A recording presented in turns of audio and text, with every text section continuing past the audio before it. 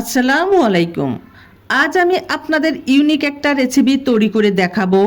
Recipe হচ্ছে পাকা আম দিয়ে সেমাইয়ের লাড্ডু।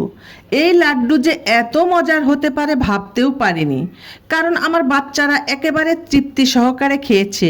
আমি এখানে 1 প্যাকেট লাচ্ছা সেমাই নিয়েছি।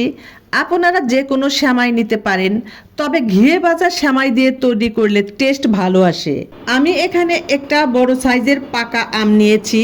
আমের পিউরিটা দিয়ে দিলাম, তারপর এর মধ্যে অ্যাড করে দিলাম চিনি।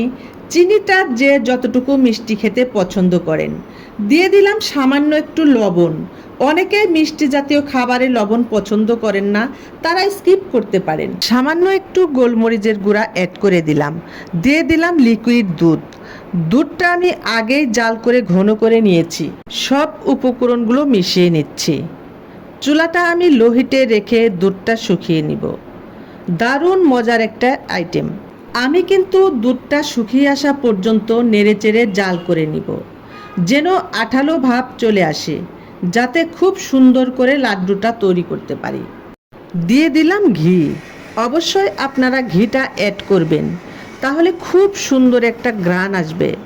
আমি এখানে লিকুইড দুধ নিয়েছি।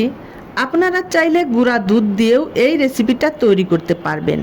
এটা খেতে যে এত সুস্বাদু, এত সফট। দুধটা শুকিয়ে এসেছে। চুলাটা অফ করে ঠান্ডা করে নেব।